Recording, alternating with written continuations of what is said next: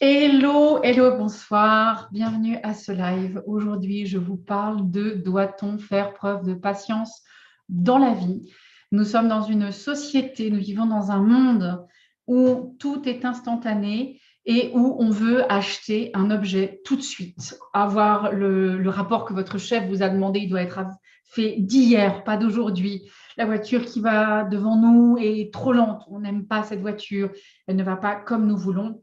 Et donc, les gens sont tendus, nous-mêmes, les autres, et nous sommes constamment dans une boule de pression qui est juste là. Donc, l'invitation que j'ai pour vous ce soir, c'est que nous essayions ensemble de comprendre la patience, ce qu'elle est, ce qu'elle n'est pas, et à quoi elle nous sert ou pas, et comment s'en sortir. Pour ce faire, je vais commencer par l'opposé, qui est l'impatience. L'impatience, qu'est-ce que c'est? C'est une hâte. C'est une basse tolérance à l'effort. C'est la déception que ce que nous souhaitons, les choses que nous voulons, ne soient pas encore là dans notre vie. Et c'est aussi avoir un sentiment d'importance, d'être plus important que les autres, d'être plus important qu'un timing particulier. Donc, c'est vraiment un sentiment d'importance. Cependant, la problématique avec ça, c'est que l'impatience ralentit les choses qui sont là pour nous dans nos vies. L'impatience ne nous aide pas, ça n'est pas un outil utile, puisque nous sommes focalisés sur les choses que nous ne voulons pas, les choses que nous n'avons pas besoin dans nos vies, les choses qui sont à l'opposé de nos désirs. Et donc, nous trépignons et nous renforçons en fait que ces choses arrivent plus lentement, si on en parle de la loi de l'attraction, par exemple, puisque si je me focalise sur ce que je ne veux pas et que je me frustre, je me crispe intérieurement et énergétiquement, je ne peux pas amener les bonnes choses vers ce qui est bon pour moi. Donc, il est important de voir que l'impatience nous dessert plus qu'autre chose. Il y a l'Américain Jocko Willink qui a dit la phrase suivante: Slow is smooth and smooth is fast. Ce qui signifie, je vais vous le traduire dans la mesure du possible, ce qui est lent, quelque chose qui est lent, ou la lenteur, c'est lisse, qui veut dire sans bosse, sans problème, qui est régulier, qui est calme et tranquille, et ce qui est lisse est rapide. Donc, ce qui est lent, enfin, la lenteur, c'est lisse, et ce qui est lisse, c'est rapide, en fait, puisque ça va plus vite. Et avec l'impatience arrive une souffrance, puisque nous sommes face à une contradiction entre ce que nous voulons et la réalité. Et nous avons, hélas, tendance, par rapport à cette impatience, en pensant que ça doit arriver comme ça, nous rabaissons nos attentes. Et quand nous rabaissons nos attentes, effectivement, les choses deviennent compliquées à l'intérieur de nous. Maintenant qu'on a parlé de l'impatience, qu'est-ce que la patience? Si on regarde la définition dans un dictionnaire, nous avons la chose suivante. C'est notre aptitude à ne pas s'énerver dans les difficultés et à supporter les défaillances et les erreurs ou les échecs. C'est aussi la qualité de quelqu'un qui sait attendre avec calme, puisqu'on va parler de quelqu'un qui va être patient, d'accord? C'est une qualité, la patience. Et puis, c'est aussi la persévérance. C'est une constance à faire quelque chose et à poursuivre un dessein, un but, un objectif. Donc, ici, on parle de quoi? On parle d'endurance, on parle d'imperturbabilité, on parle de constance et on parle aussi de courage. Le courage puisque la patience, c'est en fait trouver la confiance même sans évidence, tant qu'il n'y a pas de signe que c'est fait. On n'a pas d'évidence. Hein. Je suis comme saint Thomas, je ne crois que ce que je vois. Ça, ce serait l'impatience. Ici, j'ai la confiance, je trouve la foi, la confiance à l'intérieur de moi, dans les signes, même s'ils ne sont pas apparents, dans ce que je peux ne pas percevoir, mais je vais dire dans l'espace. Je pense à Elon Musk qui a créé la fusée, ou une fusée en tout cas, et son équipe aéronautique. L'extérieur ne donnait pas en fait confiance dans le fait qu'il saurait le faire, puisque ça n'était pas sa capacité première ou son talent particulier. Il n'empêche qu'il a pu prouver au monde qu'il était capable de trouver des manières de créer des fusées. Donc lui, il a eu confiance sans avoir d'évidence qu'il en serait capable. Donc la patience, une fois de plus, c'est l'endurance, l'imperturbabilité, la constance et le courage. Et l'impatience, on est dans de l'agacement, dans de l'exaspération, dans de l'instabilité, quelque chose qui est variable. On ne reste pas sur une même ligne. Donc, si on part de cette base-là, comprendre qu'on ne s'énerve pas dans les difficultés et de voir que c'est de trouver la confiance sans voir l'évidence. La patience est donc sur deux bases. D'un côté, ce qu'on va appeler la patience, un état d'être, d'être prêt. On est prêt, on a une qualité d'être pour être prêt. Et puis, d'un autre côté, on a effectivement un enthousiasme, une soif de vie, quelque chose qui est grisant, qui nous excite, qui nous stimule, qui nous enthousiasme. Donc, c'est ces deux angles-là. C'est d'un côté, effectivement, la qualité d'être prêt. Je suis moi en présence avec moi et je suis prêt. Et de l'autre côté, cet enthousiasme, cette faim, cette soif de vie. Et ça, c'est ce qu'on appellerait la patience. Donc, c'est pas la patience, ça n'a rien à faire avec le temps. Beaucoup de gens font cette confusion de se dire il faut être patient, c'est dans le temps. C'est pas dans le temps, c'est dans un état d'être, dans une façon de se sentir et de se comporter intérieurement et avec une soif de vie. C'est aussi une question, je l'ai posée là parce que je pense que c'était important, c'est d'être digne par rapport à soi-même. Si j'ai un désir, ma dignité, c'est de le respecter parce que sinon, je vais entamer mon estime de moi. Je vais rabaisser mon estime de moi et ça, ce serait fort, fort dommage. Donc, regardons pour être digne de ces choses-là qui nous importent, de voir comment je m'en donne les moyens. Je vous donne quelques exemples. Jean-Paul Gaultier, à l'âge de 9 ans, s'était promis qu'un jour, il ferait un spectacle qu'il ferait un spectacle aux Folies Bergères. Et il a attendu 57 ans, quand il en a eu 66 pour être précise, il a attendu 57 ans pour pouvoir y arriver. Vous avez Morgan Freeman qui a eu un de ses premiers rôles à l'âge de 52 ans. Samuel L. Jackson, je crois que c'était 46 ans, etc. Donc, vous avez Vera Wang qui fait des robes, qui est dans la mode. Je crois que la première robe qu'elle a faite, c'était à 40 ans. Donc, vous pouvez voir qu'on a des exemples de choses qui peuvent nous rendre impatients.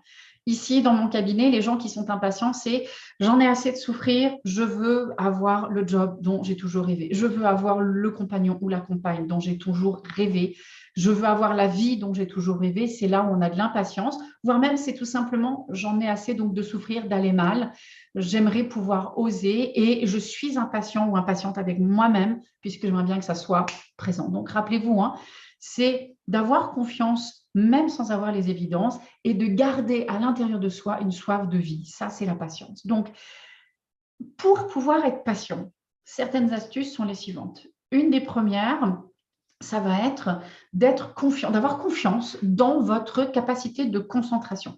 Je vois quelqu'un qui me laisse un commentaire, je dis bonsoir Tony en passant. Donc, soyez confiant dans votre confiante dans votre concentration. Vous savez vous concentrer, il y a des choses, même les personnes qui ont des troubles de l'attention, je vous jure que sur certaines choses, elles sont extrêmement concentrées.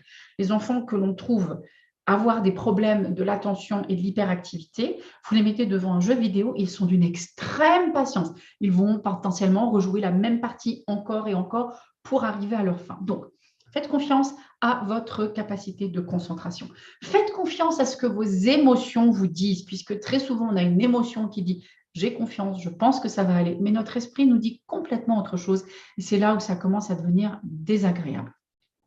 Faites confiance dans les choses que vous avez déjà reçues et de voir aussi que le timing, au moment où vous l'avez reçu, a certainement été parfait. C'était le bon timing au bon moment. Donc, c'est vraiment de faire confiance à ça, de voir les choses qui ont déjà été réalisées. Je donne un exemple personnel. Il y a des années, quand j'avais 7 ou 8 ans, je pense, je m'étais promis qu'un jour, j'habiterais Paris, Paris-Centre.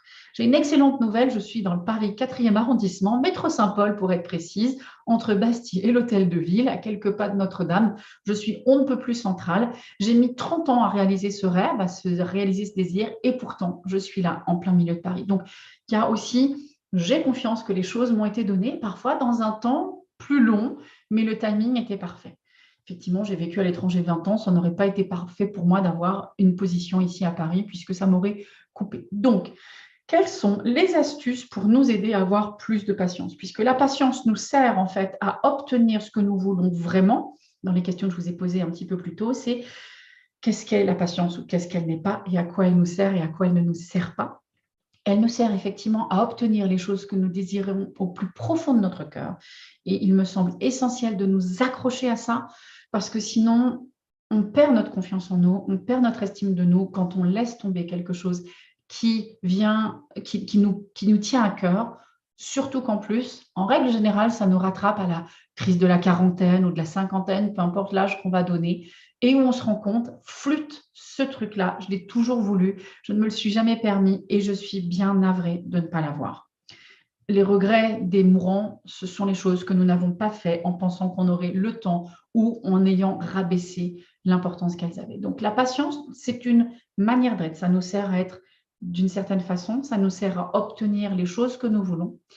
Je vais quand même rajouter un point ici avant de continuer à vous donner les astuces, c'est aussi de voir que la patience, quand elle est dans trop longtemps, mais qu'il y a du ressentiment, ça n'est pas de la patience, c'est de l'impatience et qu'il est important de changer quelque chose puisque nous nous faisons du mal à attendre quelque chose où on n'est pas prêt et potentiellement une action nous est demandée pour sortir de ça. Donc, pour pouvoir revenir à ça, c'est de se rappeler que vous devez vous remémorer votre capacité de concentration et donc d'arriver à des objectifs, de faire confiance dans ce que vos émotions vous disent et non pas ce que le cerveau essaye de saper au moment où les émotions vous parlent.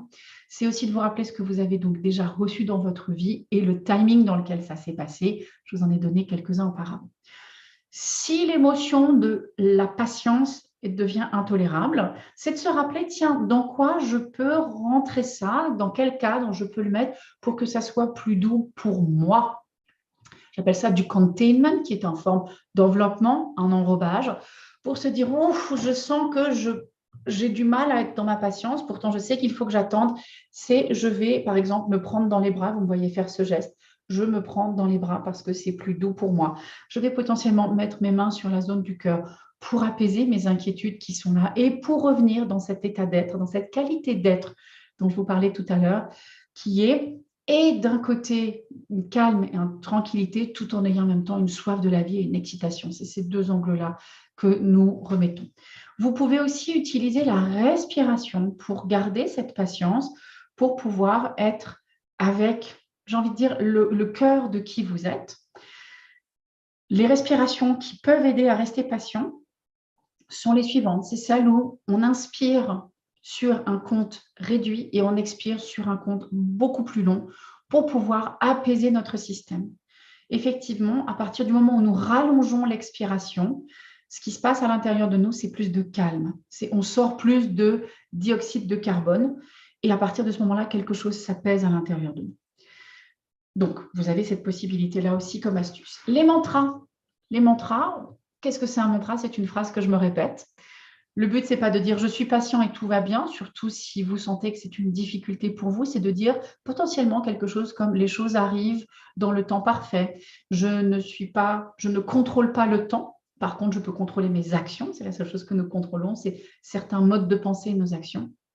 Et de voir effectivement comment je vais me focaliser, non pas sur ce que je désire moins, mais parce que, une fois de plus, tant que ça n'est pas là, on a du mal à se l'imaginer, à le palper, mais c'est de se dire ce que je veux, il est réalisable, il est faisable, et donc je me répète, c'est faisable, c'est réalisable, ça va arriver à un moment donné, pour voir comment on fait. Si vous avez des enfants ou si vous avez des neveux, des nièces, vous pouvez vous rendre compte que quand la période de Noël arrive, il y a beaucoup de trépidation, beaucoup de difficultés pour eux d'attendre le moment d'ouverture des cadeaux. Et qu'est-ce qu'on fait? Nous changeons leur attention, on les emmène à voir ce qu'ils aimeraient voir, les choses qui vont leur faire du bien.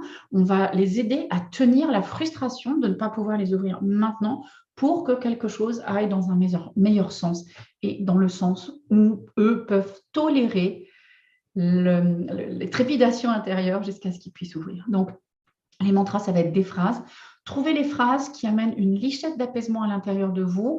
Une fois de plus, ce n'est pas obligatoirement de dire « je suis patient » si ça n'est pas le cas, mais de vous dire « je suis en train d'apprendre la patience » qui va peut-être donner un petit peu d'ouverture, un petit peu plus de calme intérieur.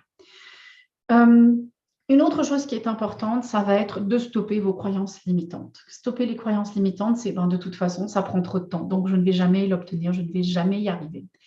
Et l'opposé de stopper les croyances limitantes, c'est donc de se focaliser sur les choses que l'on veut et c'est de se focaliser intensément sur les choses que nous voulons, sur les choses que nous souhaitons, que ce soit des succès, que ce soit des récompenses, que ce soit un objet, peu importe ce que c'est. Et Parce que ce qui me fait me sentir mieux et qui m'amène une ouverture intérieure va amener plus de patience, plus de calme, voire même régler le problème de base, ce qui fait que nous ne sommes plus dans de l'attente. On n'a plus besoin de solutionner un problème parce que quelque part, on est plus apaisé. Je vous rappelle la super phrase d'Einstein qui dit « On ne peut pas solutionner un problème avec le même mode de pensée qu'il a engendré. Si mon mode de pensée, c'est de l'activation, de la crispation et du stress, cet état d'être ne peut pas aller dans le sens de la patience et d'obtenir ce que je veux. » La persévérance faisant partie de l'obtention de ce que nous souhaitons au plus, la patience est donc un outil nécessaire pour pouvoir y arriver. Et je vous rappelle, c'est calme et tranquille, tout en ayant une excitation, une soif pour la vie. Voici ce que j'avais à vous dire sur la patience, sur effectivement, est-ce qu'on doit faire preuve de patience dans la vie? C'est dans les circonstances où je peux ramener du calme et du tranquille, et tout en gardant ma soif de vie qui va être important. Si j'ai du ressentiment, c'est que je dois changer quelque chose dans mes actions. Je donne un dernier exemple par rapport à ça. Une personne avec qui j'ai parlé en consultation a attendu 2 semaines pour recontacter quelqu'un pour une information importante. Et dans ce temps des 2 semaines, trop de choses se sont passées et ça a posé un souci dans son travail, hélas. Et la personne en souffre aujourd'hui parce qu'effectivement, cette personne voulait laisser du temps à l'autre. Il y a un moment, il faut juste savoir quel est le juste milieu et j'en reviens. Écoutez votre ressenti intérieur qui vous dicte quelque chose, qui vous dit il y a quelque chose qui ne colle pas et je dois me mettre en action. Mais on n'est pas juste dans une agitation du cerveau, c'est vraiment le corps qui nous parle. Je vais vous donner un magnifique proverbe arabe que je trouve très joli, qui est la chose suivante et qui, à mes yeux, décrit parfaitement la patience.